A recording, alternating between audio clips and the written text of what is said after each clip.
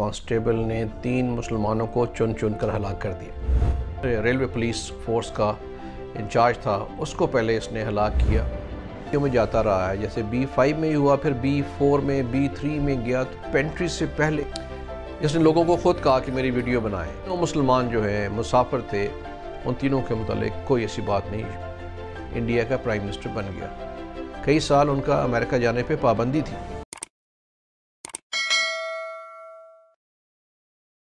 ناظرین، انڈیا میں ایک دہشت گردی کا واقعہ ہوا جس میں ایک پولیس کانسٹیبل نے 3 مسلمانوں کو چن چن کر ہلاک کر دیا۔ چن چن کر میں اس لیے کہہ رہا ہوں، اور دہشت گردی کا واقعہ کہ ابھی میں ایکسپلین کروں گا تو آپ دیکھیں گے کہ کیسے اس نے ایک ٹرین میں سفر کرتے ہوئے مسافروں میں تمام بوگیوں میں جاتے جاتے ڈھونڈ ڈھونڈ کر مسلمانوں کو شہید کیا۔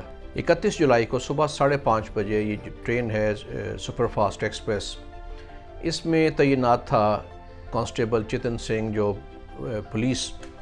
ریلوے پولیس فورس کا ممبر تھا۔ اس میں ایک 4 ممبر ٹیم ہوتی ہے ہر ایک کے ساتھ اس کی حفاظت کے لیے، ٹرین کی اور مسافروں کے لیے۔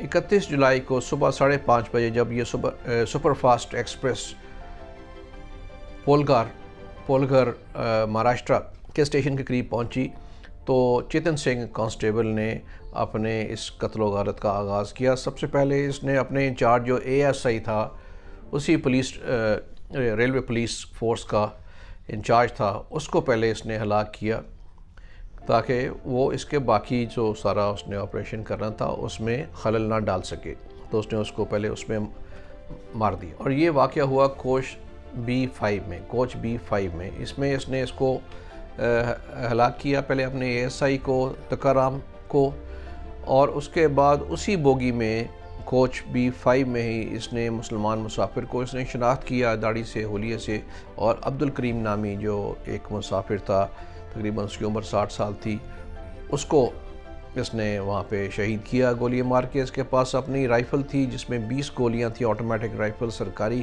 20 گولیاں تھیں، جس میں اس نے اس سے ہلاک کیا۔ اس کے بعد یہ اگلی بوگیوں میں جاتا رہا ہے، جیسے B5 میں ہوا، پھر B4 میں، B3 میں گیا، تو پینٹری سے پہلے اس کو ایک اور مسلمان نظر آ گیا، اس کو اس نے گولیاں مار کے ہلاک کیا۔ اس مسافر کا نام تھا صدر محمد حسین، تو اس کو اس نے پینٹری سے پہلے ہلاک کیا، یعنی 2-3 بوگیاں ڈھونڈی، اس کے بعد بندہ ملا اس کو مسلمان، تو اس کو اس نے وہاں پہ گولیاں مار کے ہلاک کر دیا۔ پھر آگے اس نے باقی بوگیاں دیکھنی شروع کی، 7 S8 اور S7، اس کے بعد S6 میں جو کہ ریزروڈ سلیپر بوگی تھی، اس میں اس نے ایک اور مسلمان اثر عباس علی کو گولیاں مار کے شہید کیا۔ اور اس دوران اس نے جو 20 گولیاں تھیں اس میں سے 12 گولیاں اس نے جو فائر کی ہیں، جس میں سے یہ 3 مسلمانوں کو ڈھونڈ کے، جیسے میں نے عرض کیا، چن چن کر مارا تھا۔ اور اس طرح سارے آپریشن کے دوران جیسے یہ ان ساری بوگیوں میں پھرتا رہا، B5 میں، 4 میں، 3 میں، پینٹری میں، S8 میں، S7 میں، اور بعد میں S6 میں، یعنی 6-7 بوگیوں میں اس کو کسی نے نہیں روکا۔ اپنے انچارج کو تو اس نے ہلاک کر دیا، کسی نے باقی نے بھی نہ جرأت کی، اور جو پھر اس کے بعد اس نے تقریر کرنی شروع کی، جس کی آپ ویڈیو آپ دیکھ رہے ہیں۔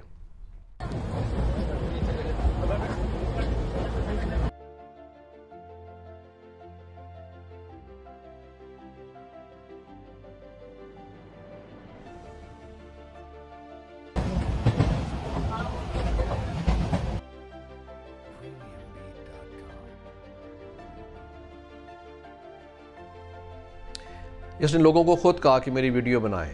اس میں اس نے مسلمانوں کے خلاف گفتگو کی اور کہا کہ یہ ہندوستان میں اگر رہنا ہے اور اگر صرف ووٹ دینا ہوگا مودی کو اور یوگی کو، یوگی جو ہے مہاراشٹرا کے CM، دونوں ایک ہی قسم کے لوگ ہیں، تو یہ اس نے کیا۔ اور اس کے بعد پھر اس دوران کسی نے روکا نہیں، لیکن کسی نے چین کھینچ دی تو اس نے اتر کے تقریر ریکارڈ کرانے کے بعد دوڑنے کی کوشش کی۔ کہا جاتا ہے کہ پکڑ کے اس کو پکڑ لیا گیا اور اس پہ پرچہ درج کر لیا 302 کا۔ ظاہر ہے کہ براڈ ڈے لائٹ مرڈر ہوا تھا۔ اس کا شدید مذمت ہر طرف سے کی گئی، لیکن سوائے BJP کے، یعنی کانگریس کی بھی جے رائے رمیش نے جو ایک لیڈر ہیں، انہوں نے کہا کہ یہ مودی اور بی جے پی مائنڈ سیٹ ہے جس کی وجہ سے ہو رہا ہے. یہ جنی آؤٹ آف باٹل ہے, جن بوتل سے باہر نکال لیا ہے نفرت کا, وائلنس کا. اس نے معاشرے کے تمام جو بخیے ادھیڑ دیے ہیں اور بات ٹھیک کی. اور مسلمان جو پارلیمنٹیرین ہیں اویسی, انہوں نے بھی کہا کہ یہ دہشت گردی کا واقعہ ہے, مسلمانوں کو ٹارگٹ کیا گیا. اب آپ دیکھیں بی جے پی نے کوئی اس پہ مذمتی بیان نہیں دیا, انہوں نے کہا کہ یہ اس پہ انکوائری کریں گے. اور جو اے ایس آئی مارا گیا اس کے ہاتھوں, چتن سنگھ کانسٹیبل کے ہاتھوں, اس کو فوری طور پہ 35 لاکھ روپیہ کمپنسیشن دیا گیا ہے اس کی فیملی کو. تینوں مسلمان جو ہیں مسافر تھے, ان تینوں کے متعلق کوئی ایسی بات نہیں دیکھی جائے گی. تو مسلمانوں کے ساتھ یہ ٹریٹمنٹ تو ہو رہا ہے. یہ دیکھیے انڈیا میں 18 کروڑ مسلمان ہیں, 15% ہیں, اور ان کے ساتھ یہ ٹریٹمنٹ جو ہو رہا ہے یہ کوئی پہلا واقعہ نہیں ہے. پاکستان اور انڈونیشیا کے بعد انڈیا میں سب سے زیادہ تعداد دنیا میں مسلمانوں کی ہے, اور وہاں ان کے ساتھ یہ سلوک کیا جا رہا ہے. اور یہ سلوک بی جے پی اور آر ایس ایس کی جو منشور ہے, جو تھاٹ ہے, اس کے مطابق ہو رہا ہے. اور امپورٹنٹ بات میں یہاں پہ یہ بتا دوں کہ یہ چتن سنگھ جو ہے کانسٹیبل, یہ پوسٹڈ رہا ہے گجرات میں, جہاں سے اس کا مائنڈ سیٹ پلیوٹ ہوا ہے. کیونکہ گجرات وہ جگہ ہے جہاں پہ 2002 میں 1000 سے زائد مسلمانوں کو شہید کیا گیا تھا بڑی بے دردی سے, آگ لگا کے, ٹکڑے کر کے. اور اس کا محرک اور آرکیٹیکٹ کون تھا؟ بدقسمتی سے اس وقت انڈیا کے پرائم منسٹر مودی. اب آپ نے 302 کا مقدمہ درج کیا ہے اس شخص پہ, جو ظاہر ہے کہ وہاں پہ گجرات میں رہنے سے ہی اس کا وہ ذہن وہ بنا جو وہاں پہ مودی صاحب بنا گئے تھے. اور وہ 302 کا آپ نے مقدمہ اس پہ درج کر لیا ہے, لیکن سزا ملے گی؟ نہیں ملے گی. کیونکہ آپ دیکھیے کہ وہاں پہ جو مسلمان 1000 مارے گئے تھے, اس کے 68-70 جو ملزمان تھے اس کو سب عدالتوں سے بری ہو گئے. اور سب سے بڑا ملزم جو ہے بری ہی نہیں ہو گیا, بلکہ انڈیا کا پرائم منسٹر بن گیا.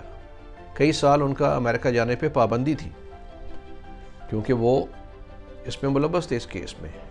اب ان کا جو تھاٹ ہے, ان کا جو منشور ہے, وہ آگے بڑھ کے ایکسٹریمسٹ ہندوؤں کو بھڑکا رہا ہے مسلمانوں کے خلاف, اور باقی اقلیتوں کے خلاف بھی وہ کر. جیسے میں نے عرض کیا, یہ کوئی پہلا واقعہ نہیں ہے. مسلمانوں کے خلاف کئی جگہ پہ لنچنگ ہوئی ہے, اور اس کے جو باقی ہندو میجورٹی ہے وہ اس کے خلاف ہے. لیکن انڈیا کو مودی اینڈ کمپنی نے جو ایک قتل گاہ بنا دیا ہے مسلمانوں کا, وہ باعث تشویش ہونا چاہیے باقی دنیا سے زیادہ خود انڈیا کا. اب وہاں پہ میں مودی صاحب سے پوچھتا ہوں, آپ گفٹ سٹی بنا رہے ہیں, تو میں تو اس کو کہتا ہوں کہ یہ گجرات انٹرنل جو فنیٹکس ٹیریٹری ہونی چاہیے, جہاں پہ آپ جیسا شخص جو ہے اس کی انڈر سپرویژن وہاں پہ مسلمانوں کو مرڈر کیا جائے تھاؤزنڈز. اور اب جو آپ پرچار کر رہے ہیں جس کے نتیجے میں فورسز کے اندر تک یہ بات پھیل گئی, کون محفوظ ہے وہاں پہ؟ جو ٹرین کی حفاظت کے لیے تھے اسی نے مارنا شروع کر دیا. تو گفٹ سٹی میں کیوں کوئی آ کے انویسٹمنٹ کرے؟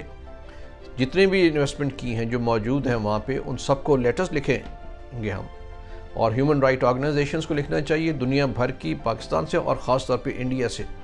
انہیں بتائیں کہ this is what is happening here. اگر آپ انویسٹمنٹ کر رہے ہیں تو آپ پہ مورل آبلیگیشن ہے کہ وہاں کی جو بربریت ہو رہی ہے اس کو روکا جائے اور قوانین کے مطابق ٹریٹ کیا جائے, اور اگر سزا دینی ہے تو اپنا انویسٹمنٹ وہاں سے نکالیں. تو ساتھ ہی میں تو پاکستان کی جو ہیومن رائٹ آرگنائزیشنز ہیں اور دنیا کی جو ہیں, اور میں یو این کو اور تمام آرگنائزیشنز جو اسے ڈیل کرتی ہیں, ان کی میں توجہ اس طرف مبذول کراؤں گا. انہیں کہوں گا کہ اسی کیس کو لٹمس ٹیسٹ بنایا جائے اور تمام محرکات سامنے لائے جائیں, اور ان کو بی جے پی اور آر ایس ایس کی تھاٹ کو یہاں پہ روکا جائے جو مسلمانوں کو تباہ کرنے کے لیے لگے ہوئے ہیں. اور ان مسلمان ممالک کو بھی خیال کرنا چاہیے جو صرف اکانومی اور انویسٹمنٹ کے لیے ان کو برداشت کر رہے ہیں. میرا خیال ہے کہ یہ ایک واقعہ ایسا ہے جس نے ایک آئی اوپنر ہے سب کے لیے.